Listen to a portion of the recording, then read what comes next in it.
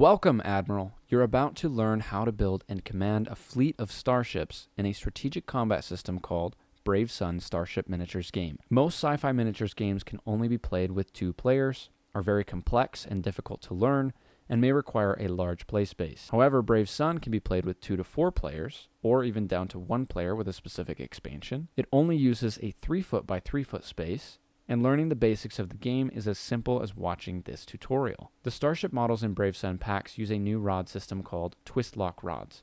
Just print the base, the rod, and the ship, and they can be easily assembled and disassembled by twisting 90 degrees, making storage a breeze. Bases of various shapes and sizes have been included in Brave Sun starter packs to allow you to use these ships with a variety of games. But Brave Sun itself uses custom bases, with each ship's stats and silhouette printed directly on the base. In Brave Sun, players are known as admirals. Each admiral begins by selecting a number of ships to build their fleet up to a chosen point value. This point value is called fleet points. Typical battles are fought with 50 fleet points per admiral, but it can vary based on how many ships you'd like to use and how long you'd like the game to be. A 50-point battle will last around 60 minutes and include a lot of action. When adding a ship to their fleet, the admiral reduces their fleet points by that ship's value. If they are choosing fighters, the admiral can choose to have anywhere between 1 and 4 fighters on a single base, increasing the squadron's overall attack power. But they have to pay the cost for each of those fighters from their fleet points. When admirals have their fleets ready, they can spice up the battle sector with terrain such as asteroids or debris. Next, admirals take turns deploying 1 ship at a time within the battle sector, starting from the player who has initiative, which is determined at random.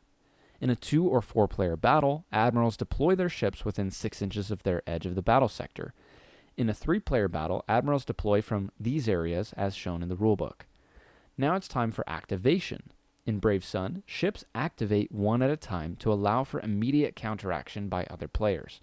When a ship activates, it gets a certain number of action points depending on its size. Fighters and dreadnoughts get 4 action points, frigates and cruisers get 3, and stations get 2.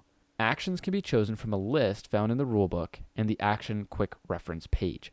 Typical actions are moving, attacking, defending, and using special abilities. Moving a ship in Brave Sun is done using 3D printed maneuver tracks, the 2-inch track, the 3-inch track, and the 4-inch track. Each rotate up to 90 degrees in either direction. To move a ship, place the maneuver track in the front guides of the ship's base, and then pick up the ship and move it to the other end, placing the ship's back guides on the far end of the maneuver track. Fighters and frigates can also U-turn, which costs 2 action points instead of 1, but turns the ship 180 degrees. To attack an enemy ship, your ship needs to have a firing arc in range of an enemy ship. The standard range for most firing arcs, except for fighters, is 12 inches, measuring from edge to edge. When attacking, you roll a number of dice equal to the number shown in the firing arc. You get a bonus attack dice for attacking from close up within 4 inches. After rolling, if you don't like the roll, you can re-target once per attack, meaning you pick up and re-roll all the attack dice you rolled.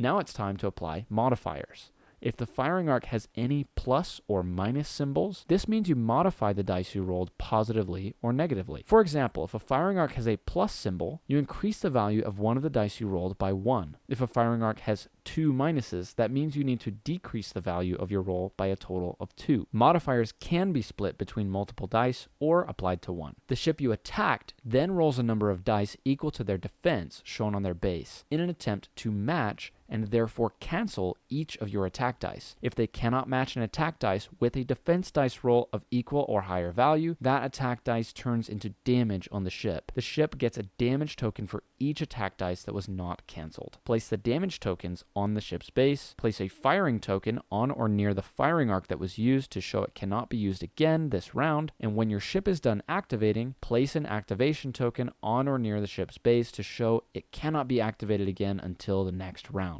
The round ends once all ships are activated, at which point you remove all activation tokens and firing tokens. Initiative passes to the next admiral, and you begin another round of activating 1 ship at a time, starting with the admiral who has initiative. Some Brave Sun ships have special abilities, adding even more variety to fleet building and combat. If a ship has an ability, just reference the back of the rulebook where you can find the description and symbol for each ability, such as cloaking, dropping mines, stunning enemy ships, and more. Congratulations, Admiral, you've learned all the basics of building and commanding a fleet of Brave Sun ships. As such, you've earned a free ship ready to send to your docking station. Enjoy exploring story elements, evolving lore, 28 unique Starship models with custom bases, the twist lock rod system, and more with the Brave Sun starter pack, all at an affordable price and pre-supported and ready for 3D printing. With that, farewell, Admiral. I hope to see you in the field.